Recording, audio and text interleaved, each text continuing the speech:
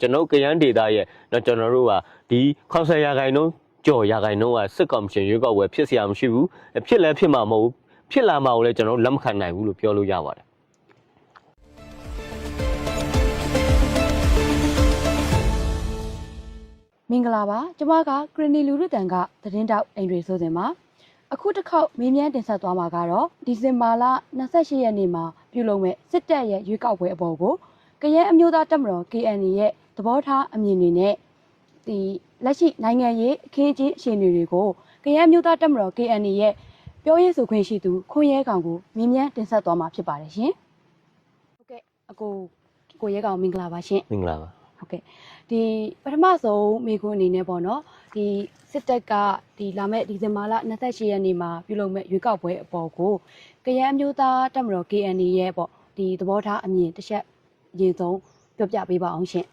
ကျွန်တော်တို့ကရန်မျိုးသားတပ်မတော်အနေနဲ့ကျွန်တော်တို့ဩဂတ်စ်လမှာကျွန်တော်တို့ထုတ်ပြန်ထားပြီးသားဖြစ်ပါတယ်ဒါကျွန်တော်6လပိုင်းတည်းကထုတ်ပြန်ပြီးသားဖြစ်တယ်ကျွန်တော်တို့ဒီကနေ့ပြည်သူလူထုရွေးကောက်တင်မြှောက်ထားခြင်းတစ်လုံးတစ်ပါးသားမှမရှိတဲ့ဆီယနာသိမ်းထားတဲ့เนาะဒီကနေ့အကြမ်းဖက်စစ်ကောင်စီပြုလုပ်တဲ့ရွေးကောက်ပွဲကျွန်တော်တို့ကနိုင်ငံရေးရရောဘယ်လိုအကြောင်းအရာနေနိုင်ငံရေးရရောဘယ်လိုအကြောင်းအရာနေနဲ့မှလက်ခံပြီးလို့မရဘူးဆိုတော့ပြောထားတယ်ကျွန်တော်တို့ကရန်မျိုးသားတပ်မတော်အနေနဲ့စစ်ကော်မရှင်ကျင်းပတဲ့ရွေးကောက်ပွဲကိုနိုင်ငံရေးကလက်မခံဘူးပြောအောင်လည်းမပြီးပါဘူးဒါကိုကျွန်တော်တို့ကရန်မျိုးသားတပ်မတော်ကကိုစားပြုနေတဲ့ကရန်ဒေသအတွင်းမှာကျွန်တော်တို့ကျင်းပလို့မရအောင်လဲကျွန်တော်တို့အနေနဲ့ဒါကိုပြုလုပ်သွားဖို့ဒါကိုဟန်တားသွားဖို့သဘောထားရှိပြီးသားဖြစ်ပါတယ်ဟုတ်ဒီပေါ့နော်ဂရနီပြည်နယ်ပေါ့ဒီကယားပြည်နယ်ပေါ့ဒီပြည်နယ်ထဲမှာလည်းဒါကရန်လူမျိုးစုတွေနေထိုင်ကြတယ်ဒီပြည်နယ်ထဲမှာကောဒီစစ်တပ်ရွေးကောက်ပွဲကလုံနိုင်မယ်လို့ထင်လား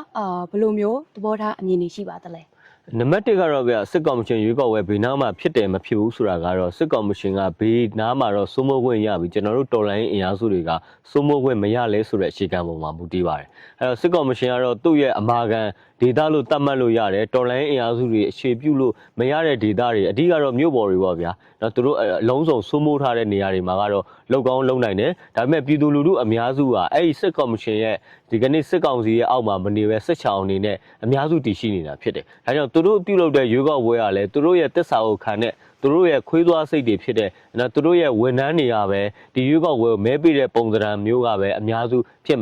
မယ်လို့ကျွန်တော်ထင်ပါတယ်နောက်သူတို့ရဲ့အဓိကစိုးမိုးတဲ့နေမြေမှာရှိတဲ့အကြောင်းကြောင့်အဲ့ဒီရဲ့ဒေတာကိုမစွန့်ခွာနိုင်တဲ့အယက်သားပြည်သူတွေကတော့လက်နက်နဲ့တနက်နဲ့ထောက်ပြီးဖိအားပေးမှုအောက်မှာတော့မဲပေးတဲ့ပုံစံမျိုးတွေကရှိနေမယ်လို့ထင်ပါတယ်ကျွန်တော်တို့တော်လိုင်းအင်အားစုတွေစိုးမိုးခွင့်ရတဲ့နေရာဒေတာတော်တော်များတယ်မဟုတ်ပါဘူးအားလုံးနှိပါမှာကတော့စစ်ကော်မရှင်ရဲ့ရွေးကောက်ပွဲဟာဖြစ်နိုင်စရာလည်းမရှိဘူးမဲဆယ်ပွဲတွေလည်းလုံးလို့ရမှာမဟုတ်လို့မဲပုံလည်းထောင်ဝင်ရမှာမဟုတ်ဘူးလို့ကျွန်တော်တို့ဒီလိုပဲခံယူပြီးယုံကြည်ပါတယ်ဟုတ်ကဲ့ဒီမှာဆိုလို့ရှိရင်လိုက်ကောရဲ့ဒီမော့ဆိုရဲ့ပြီးတော့ fruit ဆိုရဲ့ polycat ရဲ့ပေါ့နော်ဟုတ်တပြည်နယ်လုံးတိုက်တာအနေနဲ့ဆိုလို့ရှိရင်ဒီမြို့နယ်၄မြို့နယ်မှာစစ်တပ်ကရွေးကောက်ပွဲလုပ်မယ်လို့ကြေညာထားတယ်ကြေညာလိုက်ပြီးတော့နောက်ထပ်တစ်ခေါက်ပြန်ပြီးတော့လိုက်ကောမြို့နယ်ထဲမှာဆိုဒီနှစ်ခုပေါ့နော်လိုက်ကောမြို့နယ်ထဲမှာဆိုလို့ရှိရင်ကြေးရွာနှစ်ခုပြီးတော့ polycat မြို့နယ်ထဲမှာဆိုလို့ရှိရင်ကြေးရွာအုပ်စု10ခုဒီမော့ဆိုမြို့နယ်ထဲမှာဆို26စုပေါ့နော်ပြီးတော့ဖရူဆိုမြို့နယ်ထဲမှာဆို73စုဒီ90ကျော်ပေါ့51စုမှာဆိုလို့ရှိရင်သူတို့ရွေးကောက်ပွဲမလုပ်နိုင်ဘူးမကျင်းပနိုင်ဘူးလို့ထပ်ပြီးတော့ကြေညာပြန်တယ်ဒီအဲ့လိုမျိုးကြေညာတော့ကြတော့ပေါ့နော်ဒီမြို့နယ်တွေမှာပေါ့နော်ဒါရွေးကောက်ပွဲလုပ်နိုင်တဲ့လက္ခဏာလို့ယူဆလို့ရလားဟန်ပြလုပ်တဲ့အခြေအနေလို့ပြောပြလို့ဖော်ပြလို့ရလားပေါ့အခြေခံလေးရိုးလေးစဉ်းစားရင်တော့ဒီရွေးကောက်ပွဲကဘာဆုံးဖြတ်မှပေးမှာမဟုတ်ဘူးကျွန်တော်တို့တော်လှန်ရေးအင်အားစုအတွက်ကောပြည်သူလူထုအတွက်ကောနိုင်ငံတကာအင်အားစုအတွက်ကောဘာမှကျွန်တော်တို့အဆုံးဖြတ်ပေးနိုင်တဲ့ခင်းချင်းမရှိဘူးဆီယနာရှင်တွေကကျွန်တော်တို့သူတို့ကထွက်ပေါက်ကိုတိတ်ကိုပိတ်ဆို့လာတဲ့အကြက်တဲတိတ်ကြီးလာတဲ့အတွက်ကြောင့်ကြီးမားလာတဲ့အကြက်တဲများအနှဲငယ်များရော့မလားဆိုတဲ့မျှော်လင့်ချက်နဲ့လောက်တာဖြစ်တယ်ဒါကြောင့်တလုံးနဲ့ပြောရင်ဒီရွေးကောက်ပွဲပေါ်မှာဆီယနာရှင်နဲ့ဒီကနေ့စစ်ကော်မရှင်ကပဲဒီရွေးကောက်ပွဲပေါ်ကမျှော်လင့်စရာရှိတယ်ကျွန်တော်တို့ပြည်သူလူထုနဲ့တော်လှန်ရေးအင်အားစုတွေကဒီပေါ်မှာဘာမှမျှော်လင့်စရာမရှိဘူးလို့ကျွန်တော်တို့ပြောလို့ရပါတယ်အဲ့တော့နိုင်ငံတကာတန်တမန်အတိုင်းဝိုင်းကိုလည်းကျွန်တော်တခါတည်းပြောချင်တယ်ဒီစစ်ကော်မရှင်ရွေးကောက်ပွဲကနေသူတို့လိုချင်တဲ့ဘလို့ခင်းချင်းမျိုးမှဖြစ်မှာမဟုတ်ဒါကြောင့်ကျွန်တော်တို့ဒီကနေ့ပြည်သူလူထုနဲ့တော်လှန်ရေးအင်အားစုရဲ့လှုပ်ဆော်တောင်းဆိုနေတဲ့အတိုင်းနိုင်ငံတကာအင်အားစုတွေအနေနဲ့ကလည်းဒီစစ်ကော်မရှင်ရွေးကောက်ပွဲကိုပိတ်ပင်မှုဟန်တာဖို့စန့်ကျင်ဖို့လိုတယ်လို့ကျွန်တော်ကတော့ဒီလိုပဲပြောလိုပါတယ်ဟုတ်နောက်ထပ်မေးခွန်းတစ်ခုအနေနဲ့ပေါ့နော်ဒီကရန်မျိုးသားတက်မတော် KNA ရဲ့ဒီစစ်ရေး လှုပ်ရှားနေမည်လည်းဖြစ်တယ်ပြီးတော့ကရန်ဒေတာလည်းဖြစ်တယ်ပေါ့နော်ဒါရှမ်းတောင်နဲ့ဒီကရကရနီနယ်စပ်ဒေတာပေါ့မိုးပြဲဖဲခုံမိုးပြဲဒေတာတွေမှာ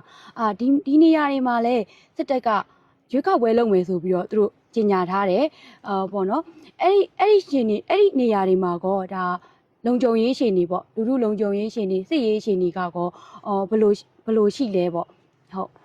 အဓိကတော့ကျွန်တော်အပေါ်မှာပြောသလိုပါပဲပေါ့နော်ဟိုကျွန်တော်တို့ကတော့ကျွန်တော်တို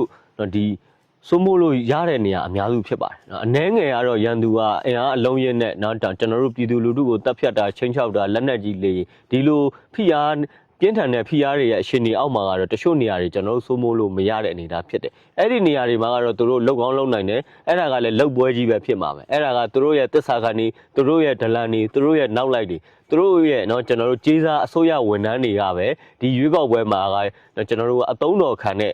ကျွန်တော်တို့ပြဆက်မင်းသားတွေလိုအတုံးတော်ခံတဲ့လူတွေနေနဲ့ပဲပါဝင်သွားတဲ့အခင်း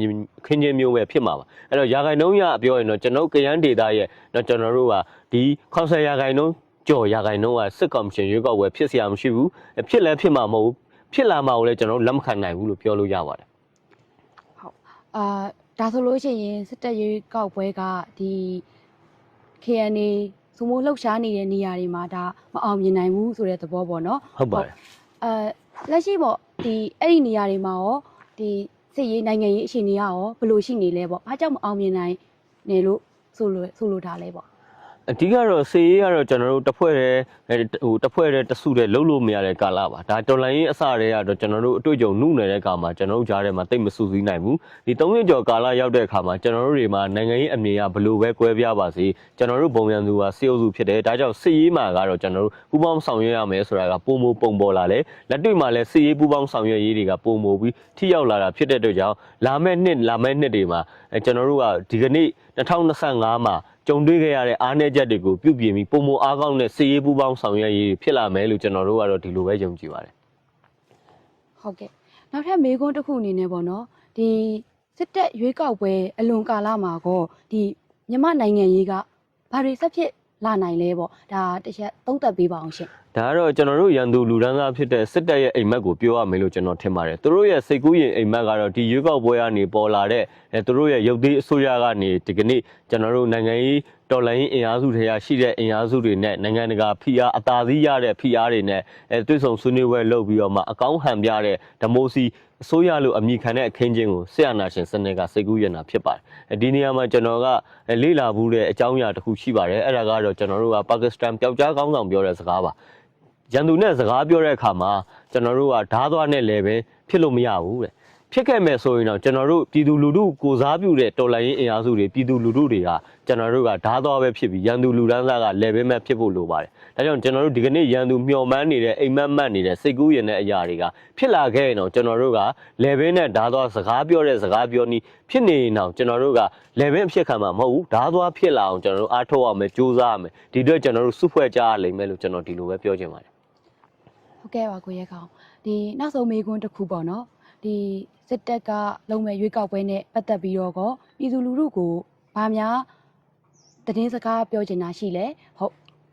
ကျွန်တော်တို့တော်လှန်ရေးသမားတွေတော်လှန်ရေးကိုကိုစားပြုပြီးလှုပ်တဲ့လူတွေကပြည်သူလူထုကိုအကာအကွယ်ပေးရေးဖြစ်တယ်ပြည်သူလူထုရဲ့ဒုက္ခဆင်းရဲကိုကျွန်တော်ပပျောက်သွားအောင်အလုံးစုံပပျောက်အောင်မလုပ်နိုင်သေးတိုင်အောင်ဒီကနေ့ခံစားနေရတဲ့လူထုရဲ့အခက်အခဲကိုဖြေချော့အောင်လုပ်ရတဲ့ကိစ္စဖြစ်ပါတယ်ဒါကြောင့်လူထုကိုဒုက္ခရောက်စေမဲ့ကျွန်တော်တို့သတင်းစကားမျိုးလူထုကိုဖိအားပေးပြီးတက်ကွင်းနဲ့ပို့တဲ့လောက်ရမျိုးကျွန်တော်တို့ကရန်မျိုးသားတက်မလို့ကလုံးမှာမဟုတ်ပါဘူးအဲ့တော့ပြည်သူလူထုကိုကျွန်တော်တို့ပြောလိုတာကဒီကနေ့ဆရာနာရှင်ကျင်းပမဲ့ရွေးကောက်ပွဲအတူအောင်ဖြစ်တယ်ဒီဘဝကျွန်တော်တို့ပြည်သူလူထုရဲ့အင်းညံမှုပြည်သူလူထုရဲ့ဒုက္ခဆင်းရဲတွေကိုဖြေချော့ပေးနိုင်တဲ့လုပ်ငန်းစဉ်တွေပေါ်ပေါက်မှာမဟုတ်ဘူးဒီတဲ့ကြောင့်ကျွန်တော်တို့ကပြည်သူလူထုနဲ့တော်လှန်ရေးသမားဟာကျွန်တော်တို့ရေနဲ့ငါးပမာကျွန်တော်တို့ကရေနဲ့ငါးပါးမှာလက်တွဲပြီးတော့မှဒီရဲ့အကြက်တဲကိုကျွန်တော်အကောင်းဆုံးကြော်ဖြတ်သွားဖို့လိုတယ်ဒီကနေ့ပြည်သူလူထုပင်ပန်းနေဆိုတာလဲကျွန်တော်တို့သိတယ်ပြည်သူလူထုကတော်လှန်ရေးအစကနဦးထက်ခက်ခဲလာတယ်ဆိုတာလဲသိပါတယ်အဲ့တော့ဒီတက်ပို့ပြီးတော့မှ